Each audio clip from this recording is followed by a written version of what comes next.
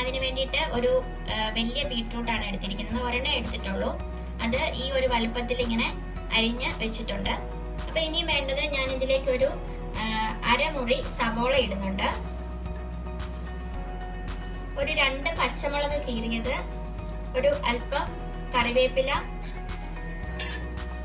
ഒരു നുള്ള് മഞ്ഞൾപ്പൊടി, ഒരു 1/2 ടീസ്പൂൺ മുളക് പൊടി, 1/2 ടീസ്പൂൺ കുരുമുളക് പൊടി. എല്ലാം ടീസ്പൂൺ ആണേ. പിന്നെ ആവശ്യമായ കുറച്ച് ഉപ്പും കൂടെ ഇടുന്നുണ്ട്. പിന്നെ ഒരു അല്പം വെള്ളം. അപ്പൊ ഇത് നിറച്ച് വെള്ളം വേണ്ട, ഇതൊരു അരഭാഗം വരെ വെള്ളം ഒഴിച്ചാൽ മതി. ഇതൊന്ന് ഇളക്കി കൊടുക്കാം. ഇനി ഇതൊരു മീഡിയം ഫ്ലെയിമില് അടച്ചു വെച്ച് നമുക്കൊന്ന് വേവിച്ചെടുക്കാം. ഇപ്പൊ ഏകദേശം ഒരു 10 മിനിറ്റോളം ആയിട്ടുണ്ട്. ഞാൻ ഇടയ്ക്ക് ഇതൊന്ന് തുറന്ന് ഇളക്കി കൊടുത്തിരുന്നു. അപ്പൊ ഇനിയിപ്പോ നമുക്കിതൊന്ന് തുറന്ന് നോക്കാം. നമ്മുടെ വെള്ളമൊക്കെ വറ്റിയിട്ടുണ്ട്. ഇനിയിപ്പോ ഇത് നമുക്ക് ഇങ്ങ് മാറ്റി വെക്കാം. ഇനി ഞാനൊരു പാൻ ചൂടാക്കി ഇതിലേക്ക് ഒരു 2 ടേബിൾ സ്പൂൺ ഓയിൽ ഒഴിച്ചു കൊടുക്കുന്നുണ്ട്. ഓയിൽ ഒന്ന് ചൂടായി വരുമ്പോൾ ഒരല്പം കടുക് ഇടുന്നുണ്ട്. മെഴുക്കുവരട്ടിയിൽ ചിലര് കടുക് യൂസ് ചെയ്യാറില്ല.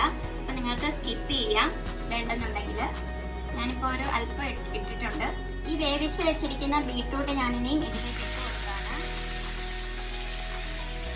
ഇനി ഇത് നന്നായിട്ടൊന്ന് മിക്സ് ചെയ്തെടുക്കാം. ഇത് ഒരല്പ സമയം ഇങ്ങനെ ഇരുന്ന് നല്ലതുപോലെ ഒന്ന് വാടി കിട്ടണം. അപ്പോഴേ നല്ല ടേസ്റ്റിൽ കിട്ടുള്ളൂ. ഒരല്പ സമയം വേണ്ടി വരും. ഇടയ്ക്കിടയ്ക്ക് ഒന്ന് ഇളക്കി കൊടുത്തോണ്ടിരുന്നാൽ മതി. ഒരുപാട് ഫ്ലെയിം കൂട്ടി വെക്കരുത്. ഒരു low flame to medium flame ഇട്ടാൽ മതി. നമ്മുടെ മെഴുക്കുവരട്ടി ഇങ്ങനെ വാടിക്കൊണ്ടിരിക്കുകയാണ്. അപ്പോൾ ഇതിനകത്ത് ഞാൻ ഒരു അല്പം കൂടി കറിവേപ്പില ചേർത്ത് കൊടുക്കുന്നുണ്ട്. കുറച്ചുകൂടെ നമുക്കൊന്ന് വാട്ടിയെടുക്കാം. നമ്മുടെ ബീട്രൂട്ട് മെഴുക്കുവരട്ടി റെഡി ആയിട്ടുണ്ട്. അപ്പൊ എല്ലാവരും ഇങ്ങനെ ഒന്ന് ട്രൈ ചെയ്ത് നോക്കുക. ഇഷ്ടമായെങ്കിൽ ലൈക്ക് ചെയ്യുക, കമന്റ് ചെയ്യുക. നമ്മുടെ ചാനൽ ഇതുവരെ സബ്സ്ക്രൈബ് ചെയ്തിട്ടില്ലെങ്കിൽ സബ്സ്ക്രൈബ് ചെയ്യുക. Thank you.